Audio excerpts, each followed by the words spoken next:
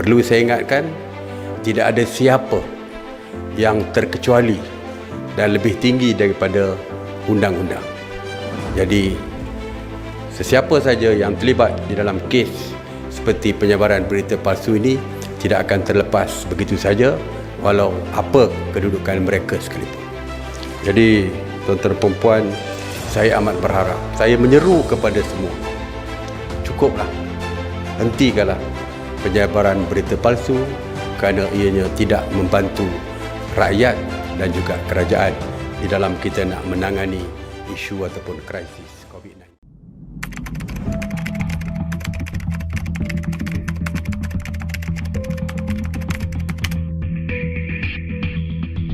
Polis menyifatkan penyebaran maklumat yang tidak betul di media sosial kini semakin berleluasa sehingga boleh mencetuskan kekecohan yang tidak sepatutnya berlaku. Pengarah Jabatan Keselamatan Dalam Negeri dan Ketenteraman Awam KPDNKA Bukit Aman SDCP Datuk Muhammad Fuad Abu Zari berkata, situasi itu ini telah menambah beban pihak polis dalam mengawal ketenteraman awam.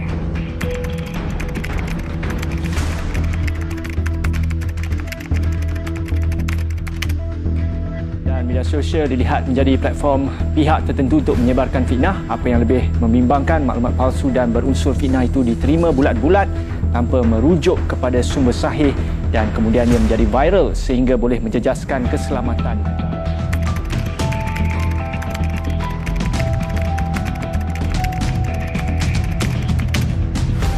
Saya menyerulah kepada mereka yang terlalu berminat mengeluarkan fake news ni.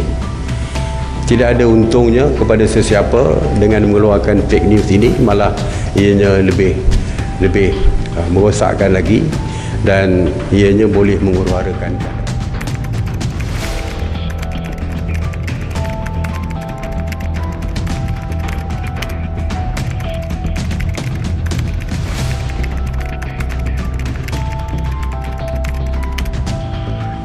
Tindakan ini adalah sama sekali tidak bertanggungjawab yang boleh menimbulkan keresahan dan kerisauan orang ramai. Bagi mendapatkan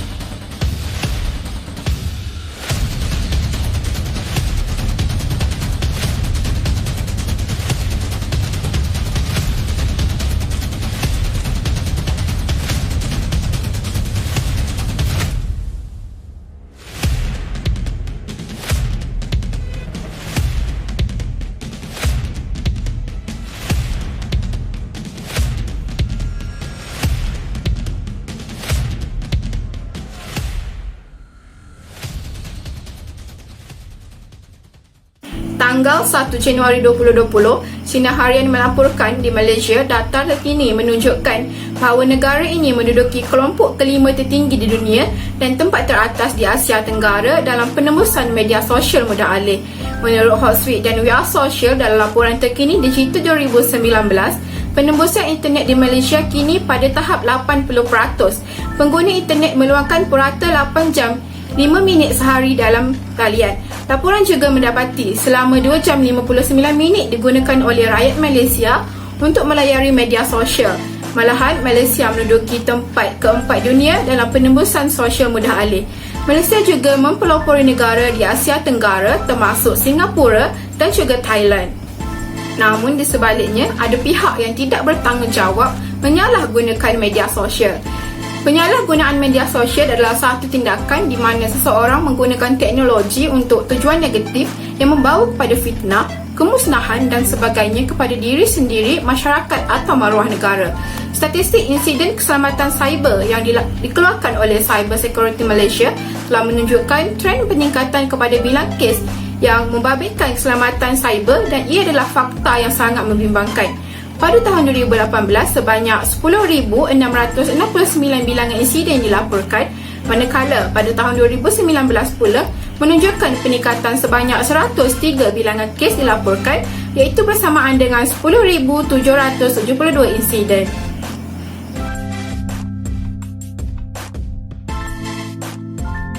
Antara jenis-jenis penyalahgunaan sosial media ialah menghina agama. Kecenderungan menghina, mengaibkan, mempersendakan atau perbuatan, ucapan, perkataan, penerbitan yang membawa maksud yang berlainan atau bertentangan dari ajaran sebenar. Kedua ialah hak cipta perbuatan, menghasilkan semula karya seseorang dalam bentuk menulis, merakam, memfilmkan atau dalam apa-apa bentuk tanpa kebenaran pemilik asal tersebut. Ketiga, penggodaman, perbuatan menceroboh email atau akaun peribadi tanpa pengetahuan atau kebenaran pemilik akaun. Seterusnya adalah fitnah. Fitnah ini merujuk kepada tuduhan, khabar atau kisah yang diada-adakan atau direka menerusi media sosial ataupun tidak untuk memburukkan atau membencanakan seseorang dengan cara menyebarkan sesuatu berita tanpa kesahihannya. Selain itu adalah ancaman atau ugutan. Ia merupakan perbuatan, ucapan dan perkataan yang mengganggu ketenteraman atau keselamatan pihak tertentu, orang ramai maupun negara. Dan bagi pemalsuan identiti pula, ia merujuk kepada perbuatan yang terkait dengan mencuri identiti seseorang dan menyamar sebagai orang lain untuk menipu demi kepentingannya untuk mendapatkan keuntungan.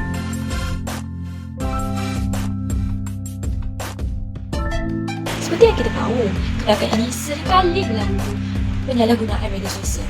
Berita yang tidak sahih disebarkan dalam media sosial seperti Facebook, Twitter, Telegram, Instagram dan sebagainya.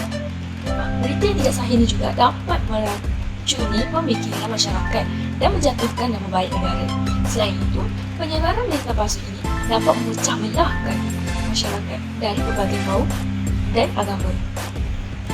Tahukah anda penyebaran berita palsu boleh dikenakan hukuman denda tidak melebihi RM1,000 atau dipenjarakan selama tempoh tidak melebihi 6 bulan atau kedua-duanya sekali.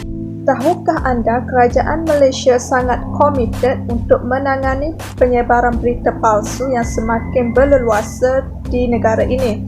Kerajaan komited untuk menangani penyebaran berita ini melalui undang-undang yang sedia ada seperti Kanun Keseksaan Akta 574, Akta Komunikasi dan Multimedia 1998 dan Akta Mesin, Cetak dan Penerbitan 1984. Selain itu, kerajaan Malaysia berkemungkinan akan meneliti dan membentangkan semula Akta Anti Berita Tidak Benar yang pernah dibentangkan dahulu yang memperuntukkan hukuman penjara maksimum 10 tahun kepada 6 tahun bagi penyebar berita palsu.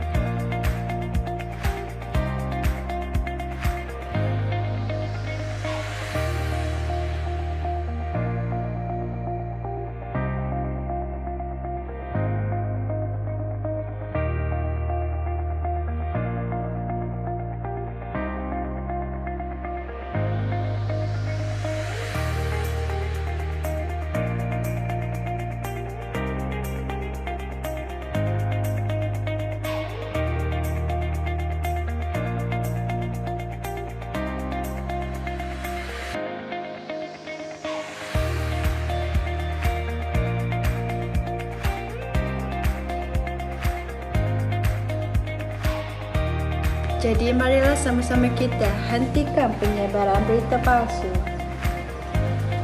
Bersama kita hentikan penyebaran berita palsu.